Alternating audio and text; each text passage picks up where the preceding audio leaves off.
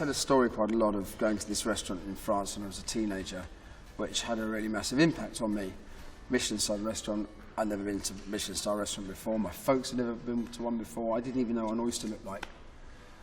And I'll come back to that in a second. I think I'm just thinking about going back earlier than that. I suppose that I just did the same as most kids, where your parents are out, you go and raid their, you'd make a drink. You must have done this. Yeah. And you'd raid their drinks cabinet.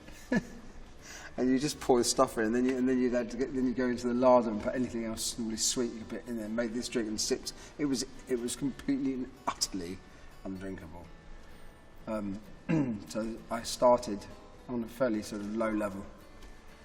I just cooked a little bit as a kid, but it really was this. It was this trip to France, and we just had dinner on this terrace, 3 Michelin-star restaurant, and the sun went down and it was at the foot of a bauxite cliff with an old monastery on top. And we sat in this valley of olive trees, and you could hear the noise of the water from a fountain running in the background and the noise of the crickets as the sun went down. And lavender everywhere. It was almost sort of intoxicating lavender smell. And I remember things like all the tables and chairs under the trees were sat on gravel. And so the waiting staff, very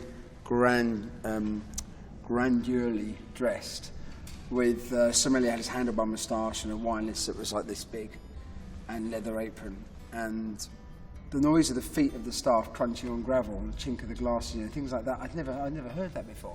I didn't know what I was ordering. It was a cheese trolley size of a chariot, and they were carving legs of lamb at the table, doing fish at the table, pouring sauces into soufflés, flambeing at the table.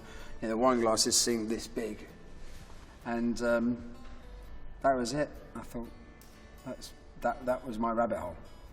It was really powerful. At the time, I got obsessed with the great chefs of France.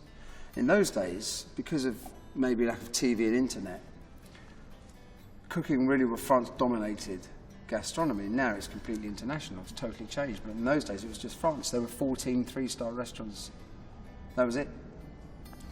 And I remember I bought this book called The Great Chefs of France, and it followed each one of them, a day in the life of.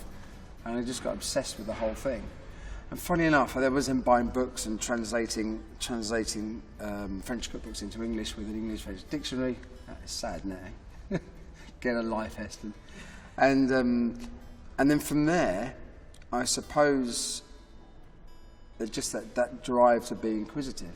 When I look back at it, I know how much of that impact was really about the dishes I was eating, or how much of it was about the whole sensory kind of wonderland that I'd fallen into.